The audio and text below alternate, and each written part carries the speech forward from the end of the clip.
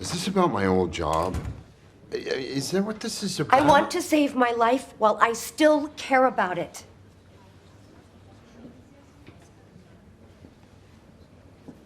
I don't love you anymore. I want a divorce.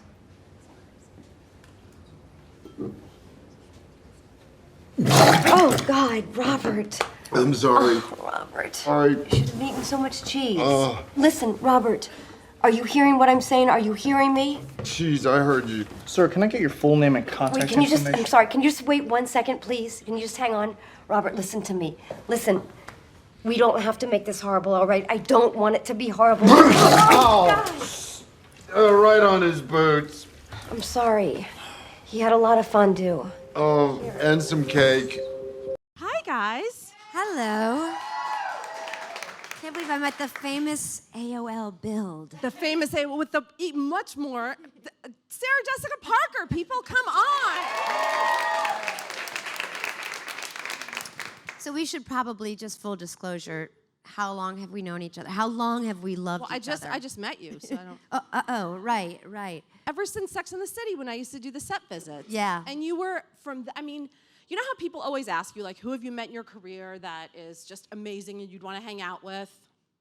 Likewise. I mean, amazing. It's true. Amazing mother, amazing actress, amazing We've had a lot of Yes. experiences Yes. together. We've been through a lot of big changes in our Yes, lives and so together, have and you. it's nice to have my inaugural visit to AOL Build be conducted by yourself. So That's thank so you. nice of you. And you. I was looking forward to this for a long time, especially after seeing the first 6 episodes of the show, which, haha, I got to see and you didn't. So the topic is so personal and so universal, and I know that you've been shepherding this for 4 years.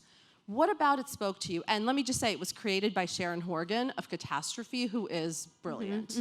But the show is very different from Catastrophe and has a very different feel to it. So about 4 years ago, I went to meet with my producing partner at we have a company at at HBO called Pretty Matches, and I had been thinking about marriage and long-term relationships and observing friends and family members and people at various stages of these long-term relationships, whether they are traditional or not. And I thought that there was something really interesting to explore, that there's lots of television shows about families and marriages, and they're, for the most part, very buoyant and often, really cozy, and that I was interested in this other portrait, and that all of us know somebody who has contemplated divorce, been divorced, survived divorce. Divorce was their undoing.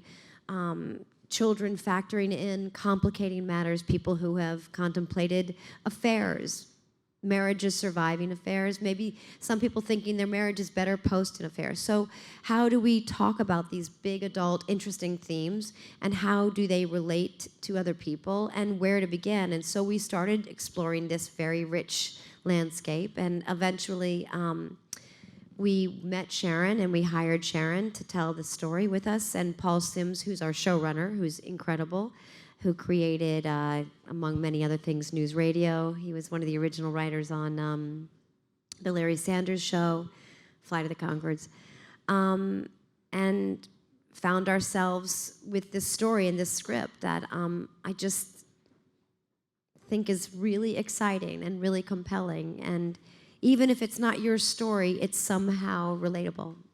And Frances is, I think, so different from any other character you've ever played, because she does some pretty... why don't you elaborate?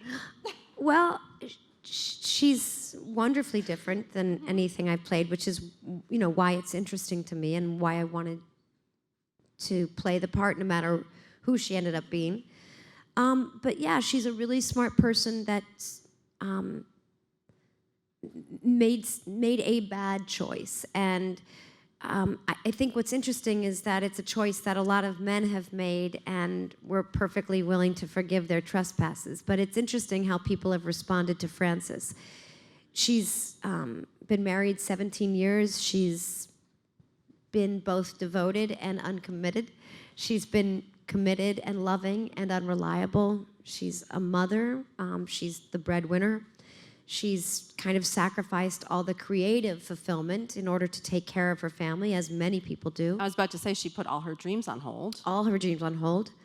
And she finds herself at a particular crossroads, and it's a sort of point of reckoning that I think is really interesting. But the show is really, really funny too. I mean, The first episode, that dinner scene, is everything. I mean, how did you come up with the supporting cast? Tracy Letts, Molly Shannon. Molly Talia Shannon Balsam. alone. Like, Yeah, is at a- and Thomas Hayden Church, who you saw, who is somebody.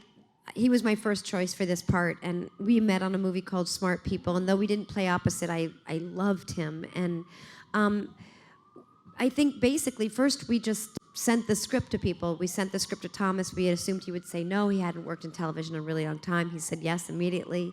And Molly Shannon auditioned, just like so many other good actors. I'm only laughing because I'm reliving that dinner scene.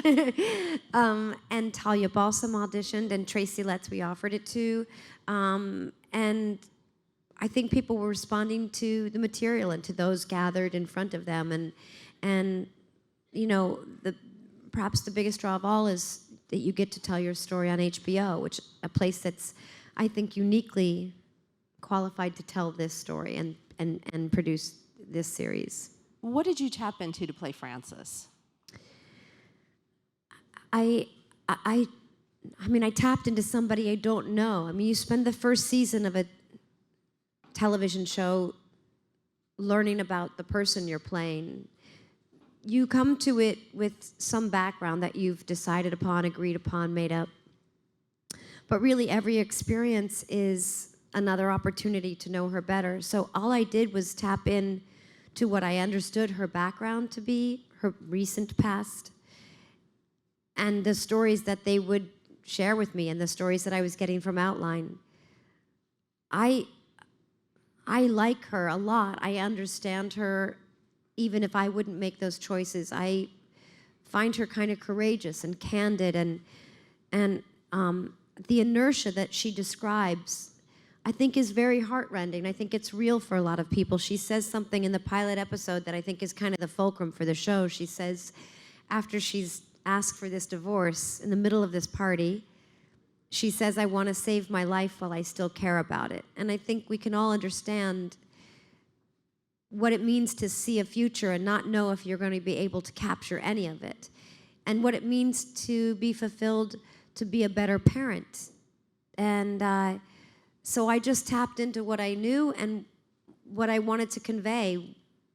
She's really wonderfully different than Carrie Bradshaw, but she's the first character in a long time that's as interesting, which is why I chose to do it. She is absolutely fascinating, and she really makes me think of so many women I know who won't get out of bad marriages and they will absolutely vocalize this. I've put in 20 years, I've invested this much time, I want return on investment. And Yeah, it's scary. I want a return on the get out. investment. Yeah, it takes a lot of courage to be alone. To be alone as an adult too is interesting. And I also want to ask you about location. They live in the suburbs of New York, but this is also very much a New York story, I think, because she commutes into the city. I love the Metro North scenes. Yeah.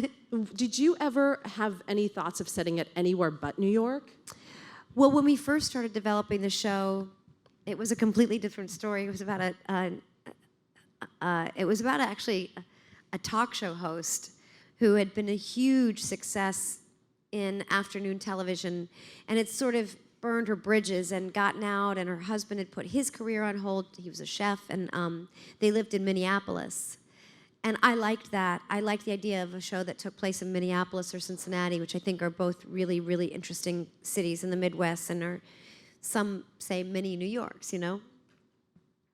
But we liked this story being slightly north. We liked her being a commuter. And that the city sat here in a different relationship on HBO for a female character. I liked that it had a completely different role to play. And I loved this Metro North line back and forth and the separation and what it says when you leave the city and what your ideas of the city used to be and the dreams it still holds, it's so different for Frances, you know? Because and she tries to bring what she loves about New York to her small town, which I Yeah. think is such another interesting element of her trying to, in some way, recreate what she's missing in her life. Yes. And bring it to her. Yes, and I think a lot of people that get to live close to cities create little metropolises. Like it's a lot of these cities up on the Hudson, you know, Ardsley and Hastings and Dobbs Ferry, and they're beautiful for historic cities, towns. And a lot of them have art galleries and first-run movie theaters and even sometimes theaters, you know. And I think they want to be relevant in the lives of the community, and they also want to support local businesses. So what Frances wants to do is so spot on for what you want to create. If if you're not there, then you do it here, and you want to sort of bring the best and not be thought of as provincial. And another thing I love about her, and I know this is true for you, is that she has such a tight circle of female friends. Yeah. Like you're such a girl's girl, a woman's woman, not a girl's girl, a woman's woman. Yeah, I mean, I Proper have here. some really good female friendships, definitely. And Frances does, but they're very different, right, than Samantha, Miranda, and Charlotte. Like, they're very, Yeah, I wasn't even thinking about that at all. they're not as friendly. No. You're a lot more judgmental. Yeah, they're really tough on each other, but they're friends. There's a real truth to the way they speak to one another. It's really interesting, and I know that for the second season, you'll see much more of them interacting and being reliant upon each other, which I'm really excited about. How difficult is it for you as a producer to also be in the show? Can you look at yourself completely impartially and just say, this isn't working, or this scene needs to be tweaked, or this writing just isn't on par? I think I can be. I mean, I don't enjoy watching myself at all. I really would rather not. And on Sex and the City, they would just show me final rough cuts so I could just give notes because they knew how much I did not like to look. And I see an episode once, I never see it again. So I don't really like the part where I'm required to watch myself. But I love the collaborative part. I love the work sessions with the writers. I love it. And Thomas was really integral to those sessions as well. And I like being responsible to and for a project. So that doesn't seem to be something that's complicated for me at all. How did you and Thomas forge your relationship? Because it is so authentic on screen. I mean, it's like, can I say like one of the really funny plot points? Sure. Like when he locks you out, Oh, yeah. and he's just so smug about it. Like he's just like, you're not getting in. Yeah. No, Sorry. I think, well, first of all, I love him. I just think he's incredible. And he's able to be both, he's able to be not both, many things, juvenile and a man, and deeply irritating and charming and really touching and awful.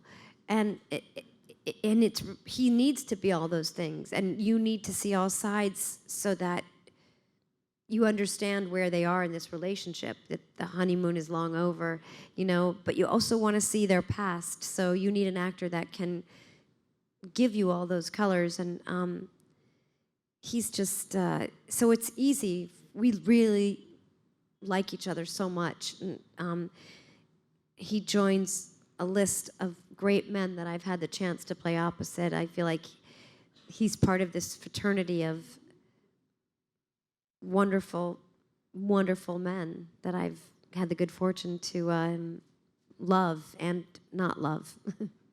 And by the way, congratulations. I've read some of the early reviews, and they're pretty great. So I think that very well done. Thank you. I want to switch gears for a second and talk to you about, we're going to work backwards, about your newest forthcoming launch, which actually made no sense the way I said it, but your black dress collection, which is made in New York. Yes. Tell me about it. What inspired it? Well, I think, we've had this shoe business. We're just entering our third year, and as many of you know, I'm sure a lot of you work in business, you have to grow a business. So how do you do it in a way that's smart and authentic, that's sensible, that's prudent, that stays true to your customer? And, you know, we're competing with some pretty big companies. So George Malcolmus III, my partner, and I had talked about this idea of the little black dress, the SJP LVD, NYC, made in the USA. And we were actually really excited about exploring. Our shoes are all made in Italy, which, you know, has a long and storied history of being the great shoemakers of the world, and that was really important to us.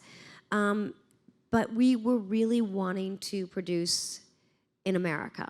And that's a really big deal for a small company because the costs are very different, which is, as you've heard time and time again in this political season, labor, goods are cheaper outside of the country. We felt it was incumbent upon us to find a way to make product here in this country and even in New York City. So our dresses are made here. And we wanted to do that because there is a connection, obviously, between what's happening here and your feet. And I learned that from Pat Field. She was like, you never separate the two. They tell the same story. So we were just wanting to do this, and we took the time to get our financials in order in a way that we could make this investment, but we're really excited about it. They're really basic silhouettes, beautiful. We've thought about women of all shapes and sizes and ages, and what is flattering, and what is female, and what is brave, and what is appropriate. And we hope we can offer our customers something that's worth her hard-earned dollars. And by the way, it's very hard to find a perfect little black dress, and I speak from experience. It is. It's really hard. So, and we're making our bag collection, which launches all of our bags are made in the USA, none in some of the countries that people are most producing in. So it's a big effort, but we're really excited about the initiative because we think it really speaks to our brand. And when I just saw Sarah backstage, the first thing she said to me was, "Oh my God." She's wearing the Allison in tintype. And can I just say, I interviewed you, like you're not even here, for your first shoe launch. Yep. And I remember you saying that the shoes were so comfortable that was incredibly important to you. Yeah. I've been wearing these since 9 a.m., but I actually have forgotten that I had them on. And that's no BS. Like, Excellent. how do you make them so comfortable? And why can't no one else do it? Well, others do it. Others do it. We've learned from those who do it really well, but it's not cheap to make them comfortable, to make a quality shoe that feels good. And this is going to be really boring to you. The complication is the following, gentlemen.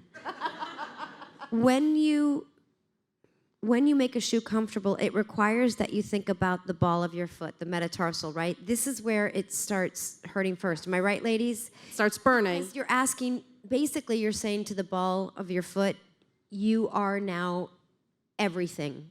So I'm investing everything into you. And it's asking a lot, right?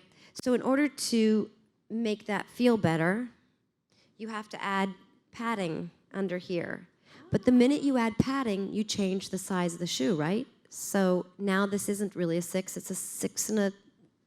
So there's a whole system of the last, and what does the last do? And so it's really complicated, but in Italy, they hand make them. So every shoe is felt and touched, and it's just a different experience. So that's how we do it, but that's why we can't offer them for $69, which I wish I could.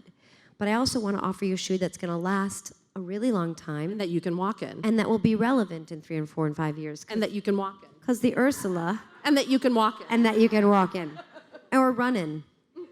Hold on. True that. And your new fragrance, which sold out. Yes. No, this is not even hyperbole. Sorry.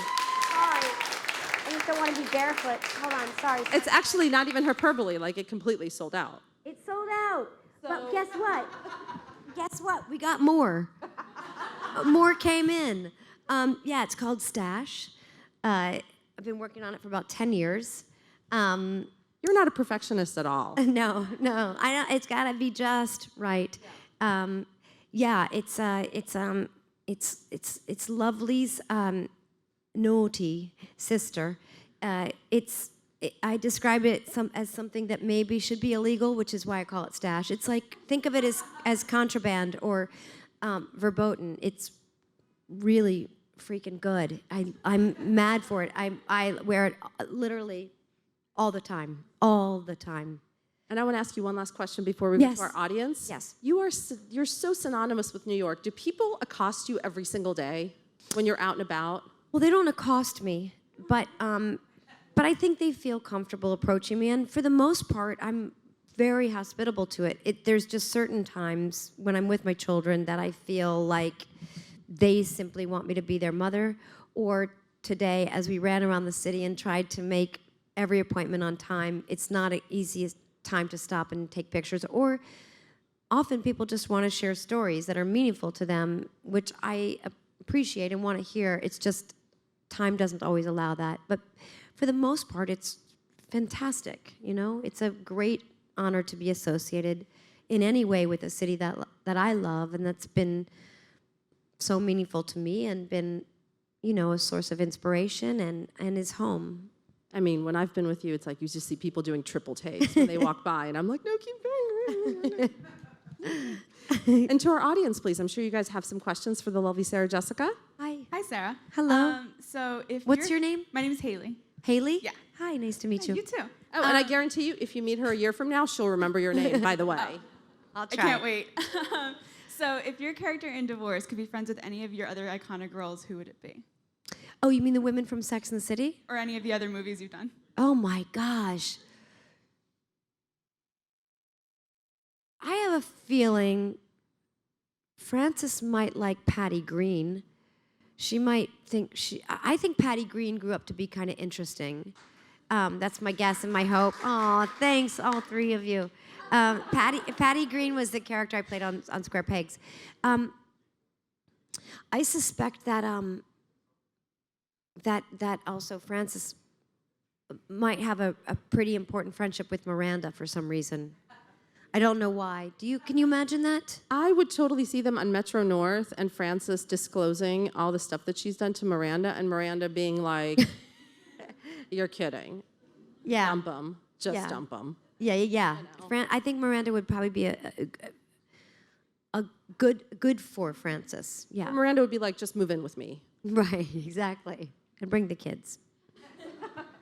Hey, how are you? Good, how are you doing? All right, my name is Dominique. Hi, Dominique. I have a question. So, would you rather film in New York City versus other places, or are you more comfortable filming in New York City versus other places? I love traveling and I love being other places. It's hard because I have children, so I like to be home. If there's a way to be in New York and have it be right and good for the story, that's preferable just for the sake of my family. But before I had kids, I would go anywhere and do anything because I just have wanderlust, like I'm sure a lot of you, and any opportunity to travel for me was welcome. But now it's really nice if I can be close to home. Thank you. Hi, Sarah. Hi. I am such a huge fan of you since my childhood. Thank you. Hocus Pocus have been my favorite Thank you. movie every year, and I will be watching it this Halloween. Oh, good. Enjoy. I absolutely adore your shoe collection. In fact, you. I shared the same floor as your showroom for 2 years. Oh, you mean in the Hippodrome? 156. Oh, wow. Yeah. I will run into your girls, or should I say women, as Donna Yes, said earlier. like Michaela and Emily and Nicole. Yes. Yep. And they wore the latest collection, and I always So wait, what is your work? it's visual merchandising. Wow, good to know. Okay. Plug. Yeah. So the shoes were always iconic to Sex and the City, such as the Manolos and the Prada. Mary Jane's, and I wonder with the debut of your little black dress collection, will some of those silhouettes be iconic to carry in Sex and the City? Very good questions. Yes, it's certain things are hard to avoid because they're sort of classic styles because we wear them, and Carrie, if you think about it, do you remember her ever in a black dress? Yes. She never wore a little black dress. She never did. There was a wedding, right, in season 1 where they were all really bitter and stood in the corner. Does anyone remember a wedding? Like I said, I've only seen these episodes once, basically, but I seem to remember like when they were all wearing black. Am I making that up? I think No, I that's think- like yeah. basically the only time Carrie wore a black dress. But a silhouette Silhouette. will be familiar. Okay. Yes. And when can we see Divorce? Divorce is Sunday, October 9th at 10 p.m. Eastern Standard Time. Thank you, amazing Oh lady. my God, thank you so much. Thank you, guys. Thanks very much.